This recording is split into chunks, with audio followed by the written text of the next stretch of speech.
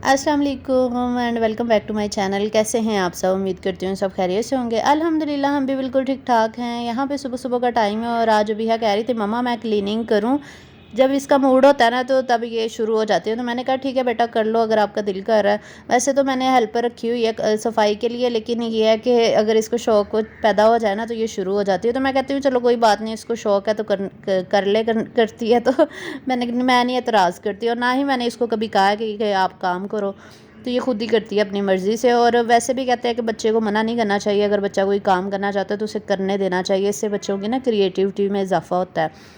अच्छा, तो ये मैंने आप लोगों के साथ शेयर करना था कि ये जो मैंने पिछले व्लॉग्स में आप लोगों के साथ शेयर किया था ना, मैंने दराज से ये चीज़ें मंगवाई थी और ये ख़राब निकल आई थी। बोतल टूटी हुई निकली थी और मशीन भी सही नहीं थी।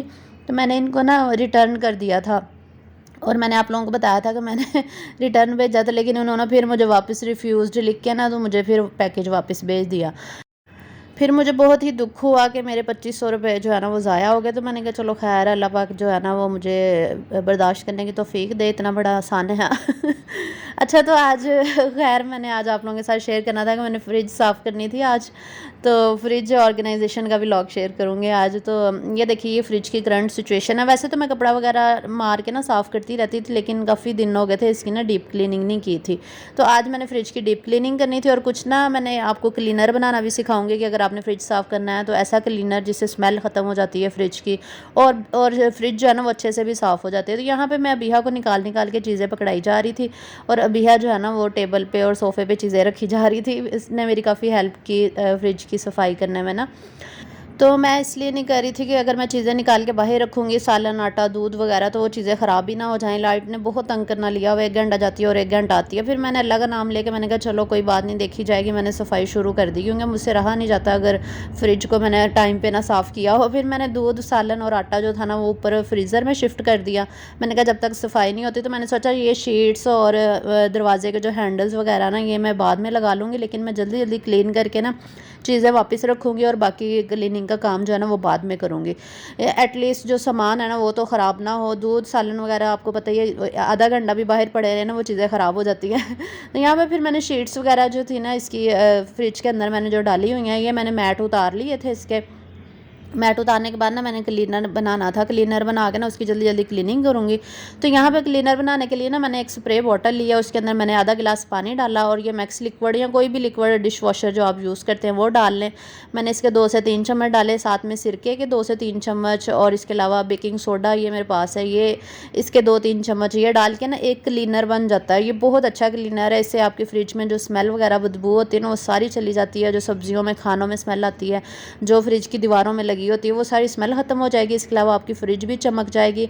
और ये वाला क्लीनर जो मैंने अभी आपको बताया ना, इस क्लीनर से आप टाइल्स भी साफ़ कर सकते हैं। किचन काउंटर जो काउंटर टॉप होता है हमारा वो साफ़ कर सकते हैं, चूल्हा, और इसके अलावा किचन के टैब्स और सिंक वगैरह की सफाई में भी ये बहुत हेल्प करता है। तो फिर कोई भी बॉटल लेकर ना आपने ये सारी चीज़ें डाल लेनी है जो मैंने आपको बताई हैं। फिर अच्छे से ना आपने इसको मिक्स कर लेना है। मिक्स करने के बाद जो भी आपने एरिया साफ़ करना है ना हम वहाँ पे लगा देंगे और अच्छे से इसकी सफाई हो जाएगी। तो चलिए फ्रिज के साथ अप्लाई करते हैं।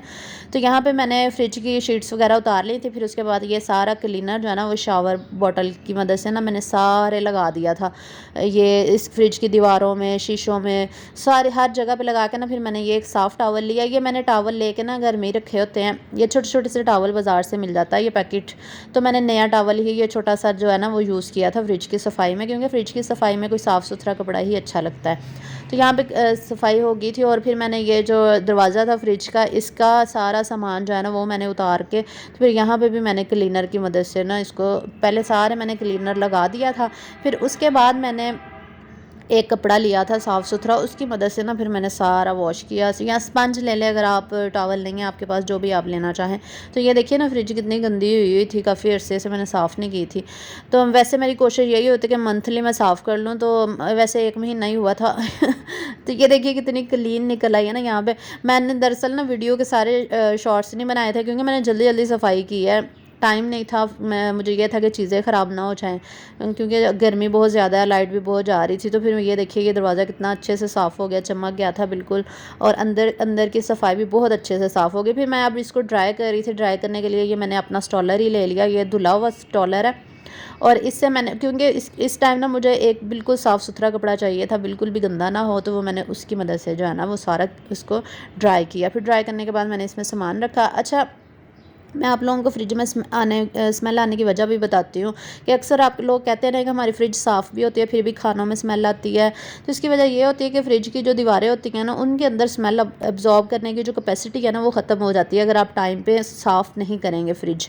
अगर आप फ्रिज साफ़ सुथरा रखते हैं लेकिन ऐसे डीप क्लीनिंग नहीं ना करते, तो आपकी फ्रिज से स्मेल ज़रूर आएगी, खानों में चली जाती है। दूसरा ये, आप हर खाना जो है ना वो आप एयर टाइट करके नहीं रखें अगर, तो फिर भी ऐसे होता है। ये देखिए मेरे बॉक्सेस आपको नज़र आ रहे हैं ना, ये सारे एयर टाइट है। मैं सारे एयर टाइट करके सारे बॉक्सेस जो है ना वो फ्रिज में रखती हूँ, ऐसे बिल्कुल भी नहीं रखती। इसके अलावा मेरी वेजिटेबल्स, फ्रूट्स, ये सारे पैक होते हैं। अगर आप फ्रूट्स भी इवन के आप ऐसे ही रख देते हैं ना, वो उस फ्रूट्स की स्मेल भी खानों में चली जाती है।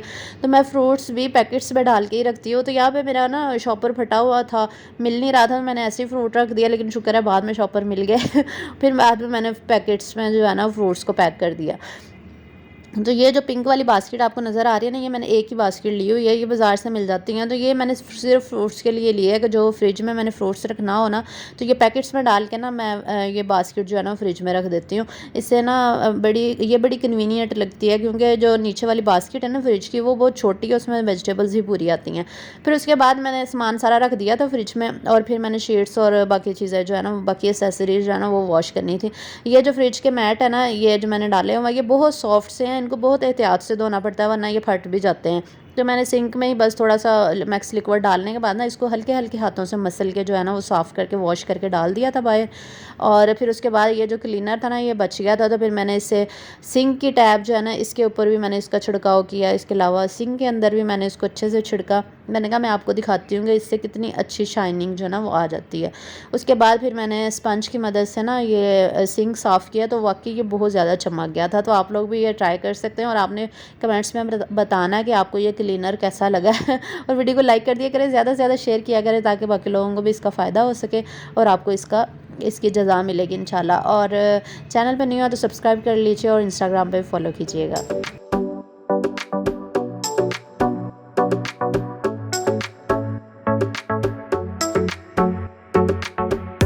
इसको थोड़ी देर लगा के छोड़ दें और फिर इसको वॉश करें, तो ये देखिए कितना अच्छे से चमक गया, सिंक भी, टैप भी। फिर ये जो डोर के हैंडल्स थे ना, इनको भी मैंने ऐसे किया, ये भी काफ़ी गंदे हुए हुए थे। फिर मैंने इसको भी क्लीनर की मदद से ना, क्लीनर पहले लगा के रख दिया, तो थोड़ी देर छोड़ दिया था। फिर उसके बाद स्पंज की मदद से ना इनको मैंने वॉश कर लिया था, तो ये भी बहुत अच्छे से चमक गए थे।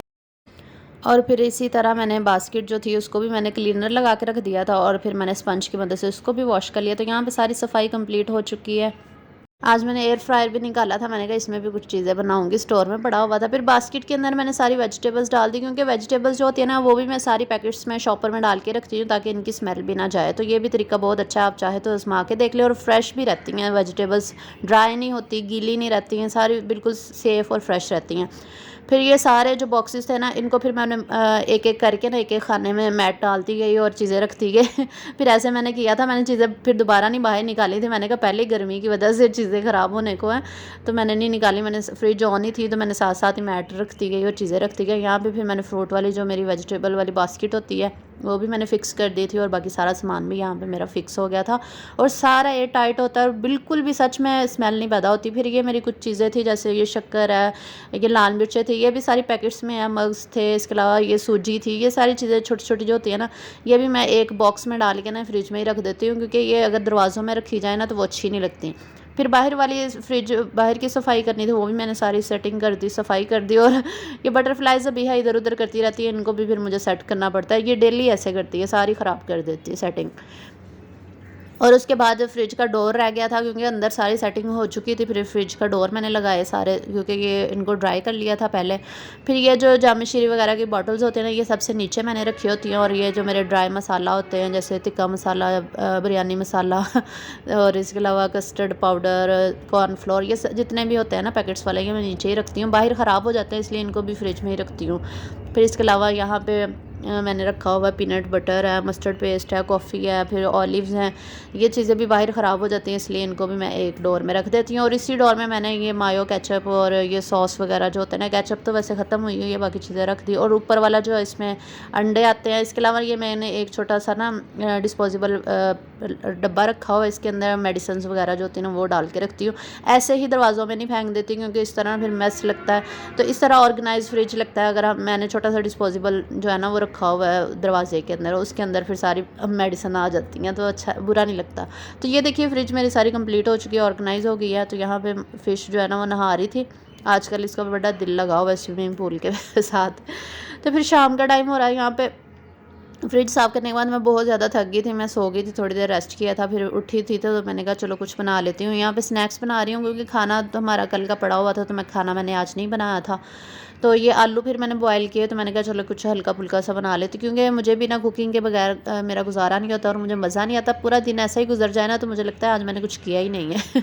फिर मैंने यहाँ पे आलूओं को मैश किया, और ये छोटी सी ना स्नैक्स की रेसिपी है, मैं आप लोगों को बताने लगी हूँ। ये बच्चों को आप बना के दे सकते हैं, लंच बॉक्स में भी दे सकते हैं। वैसे भी अगर बच्चों को हल्की फुल्की सी भूख लगी हो ना तो आप उनको बना के दे सकते हैं, या चाय के साथ भी खा सकते हैं। तो यहाँ पे जो धनिया के पत्ते थोड़े से लेने हैं ना, उनके अंदर स्टेम्स नहीं होने चाहिए, सिर्फ लीव्स लेने हैं बस आपने। फिर काली मिर्च का एक चम्मच जो है ना वो मैंने डाल दिया था आलूओं के अंदर, और एक ही चम्मच मैंने इसमें नमक का ऐड किया। काली मिर्च और नमक में ही ये रेसिपी जो है ना वो तैयार हो जाती है। इसके अलावा बहुत सारी चीज़ें आपको ऐड नहीं करनी पड़ती। 2-3 इंग्रेडिएंट्स है इसके, ये ऑप्शनल है। ऑरिगेनो लीव्स अगर आपने ऐड करने हैं तो ये भी मैंने डाल दिए थे, ताकि इससे अच्छा फ्लेवर आता है। फिर इसके अलावा ये धनिया के पत्ते सिर्फ डालने, टहनियाँ नहीं डालनी, वरना ना डोनट्स की शेप्स अच्छी नहीं बनेगी। आप इस जो मैं आपको डो बता रही हूँ ना, इससे आप डिफरेंट चीज़ें बना सकते हैं। फिर एक अंडा मैंने डाल दिया था इसके अंदर, और कॉर्नफ्लोर और मैदा डाल के ना हम इसकी डो बना लेंगे, जैसे आटे की डो होती है ना वैसे ही। 2 चम्मच मैंने कॉर्नफ्लोर के डाले थे, और 2 ही चम्मच मैंने मैदे के डाले थे, और फिर इसको अच्छे से मिक्स कर लेंगे। नमक मिर्च आपने टेस्ट कर लेना, अगर आपको कम लगे तो और भी डाल सकते हैं। इसको मिक्स करके ना एक डो सी बना लेंगे, डो को अच्छे से मिक्स करके। तो ये वाली डो, इस डो से ना आप डोनट्स बना सकते हैं, टिक्कियाँ बना सकते हैं, बाइट्स बना सकते हैं, इसके अलावा फ्राइज़ बना सकते हैं, कुछ भी आप बना लें। तो अभी मैं आपको डोनट बना के दिखाती हूँ। यहाँ पे ना आपने एक छोटी सी टिक्की बना लेनी है, और फिर आपने किसी भी बोतल का ना कैप ले लेना, और उसकी मदद से ना यहाँ पे आपने सुराख कर लेना इस तरीके से। तो आपकी डोनट की शेप बन जाएगी, क्योंकि हमने इसमें प्याज भी नहीं डाला हुआ, मिर्चें नहीं डालने की, डोनट्स की जो शेप ख़राब हो जाएगी। सिंपल सी रेसिपी है, चाय के साथ अच्छी लगती है, और इसको कोटिंग भी नहीं करनी पड़ती। अभी देखना मैं आपको फ्राई करके दिखाती हूँ। डोनट्स फ्राई पहला बैच हो गया था, उनको मैंने तवे पे निकाल के रख दिया, और अब मैं दूसरा बैच फ्राई कर रही हूँ। यहाँ पे मैंने ये टुकड़ियाँ काटी हैं, यानी कि डिफरेंट शेप्स की है। और ये डिटेल वीडियो नहीं मैंने बनाई थी, कि कटिंग की भी मैं ना आपको दिखाई वीडियो, क्योंकि मैं थकी हुई थी, तो बस जल्दी में ना शॉर्ट्स बस थोड़े ही लिए थे, ज़्यादा नहीं लिए थे। फिर मैंने इसके अलावा ये इसकी थोड़ी ना ये बाइट्स सी भी बना ली थी। इसके अलावा ये स्ट्रिप्स मैंने काटी थी, क्योंकि टाइम नहीं था कि मैं गोल गोल उसकी शेप बनाती। तो ये अबिहा की प्लेट और एक हमारी प्लेट थी, ये अबिहा की थी। इसमें ये स्ट्रिप्स और डोनट्स मैंने उसको बना के दिए थे। इनके डिफरेंट शेप्स इसकी बन जाती है ना, इस डो की जो मैंने आपको बताई है। चाय के साथ, केचप के साथ बहुत अच्छी लगेंगी। और इसके अलावा टिक्कियाँ बना लें, चाहे इसकी बाइट्स बना लें, कुछ भी बना सकते हैं आप। ये तो था आज का छोटा सा व्लॉग। उम्मीद करती हूँ आपको पसंद आया होगा। अगर आपको मेरी वीडियोज़ अच्छी लगती है लाइक किया करें, चैनल को सब्सक्राइब किया करें, और इंस्टाग्राम पे फॉलो किया करें। इंशाल्लाह बकरा ईद के हवाले से नेक्स्ट व्लॉग्स भी आपको मिलेंगे। तो मिलेंगे इंशाल्लाह नेक्स्ट व्लॉग के साथ। अपना बहुत सा ख्याल रखिएगा। अल्लाह पाक आप सबको खुशआबाद रखे, अल्लाह पाक आप सबके रिज़्क़ में इजाफ़ा करे और बहुत सारी खुशियाँ दें। आमीन। अल्लाह हाफिज़।